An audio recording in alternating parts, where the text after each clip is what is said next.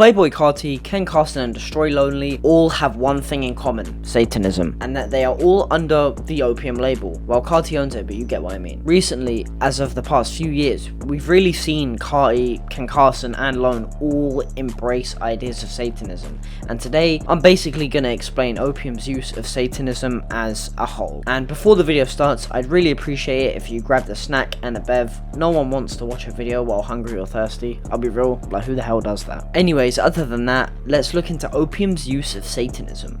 But before we actually delve into Opium's use of Satanism, we must first learn what Satanism actually is. Satanism is a group of ideologies, religions, or philosophical beliefs based around Satan, also known as the devil or shaitan. It's quite difficult to pinpoint what Satanism is, as it takes aspects of religion, ideologies, and philosophical beliefs like I mentioned earlier. For one example, not every Satanist group believes in Satan as a deity. It's honestly difficult to actually give you a pure definition, though Satanism spans many different ideas, so don't take this one example I'm about to give you as the be-all and end-all for what Satanism is.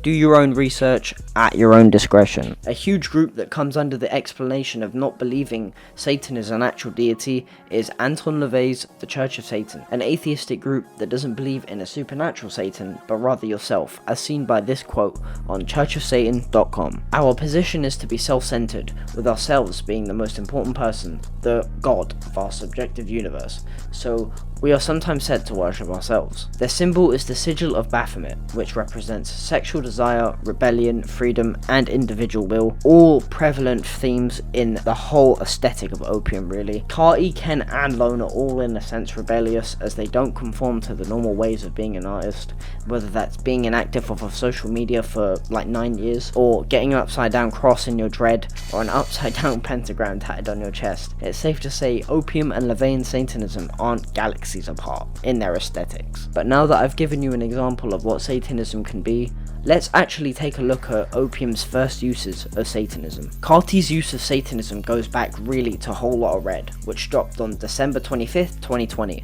I actually vividly remember seeing the album drop on YouTube. It was an incredible moment. You just had to be there, my guy. But on the front cover of the project, you get a clear view of Carti sporting an upside down cross chain. This chain would become synonymous with the Opium brand, as label mates Ken and Lone sport them as well. And after Whole Lotta Red, Carti leaned more into the satanic imagery than ever, with upside down crosses at shows, pentagram chains, getting Satan tatted on the back of his neck, and an overall demonic gothic vampire-esque look, i.e. King Vamp. Now, Ken Carson's first instances of satanic imagery came with him really just wearing an upside down cross, which he's rocked in multiple photos.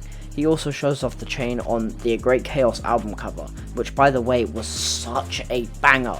Let me know if you want me to make a Ken Carson video about his discography. Basically what I did with my previous Eat video, which you should definitely go and check out. But things really ramped up when Ken ended up tatting an upside down pentagram on his chest, and for his album More Chaos, which dropped in April, which again was fucking heat. Ken also showed off some more satanic imagery in the visualizers for the album on YouTube. Ken Carson and Destroy Lonely don't really lean into the satanic imagery as much as Carti does. Although, speaking of Bobby, Destroy Lonely is probably the one who uses Satanism the least. The only real thing I can link it to is the upside down cross chain, pentagram chain, and him saying he's the Lord on that one interview with Bootleg Kev. Overall, Opium's use of Satanism has caused quite the stir in the rap world, and if you want my God's honest opinion on if they're Satanists or not, to tell you the truth, I don't really think they are. Marketing is incredibly important for business, so it's not out of the realm of possibility that they are using the satanic look and style for publicity. It creates controversy, and what does controversy do, Sench?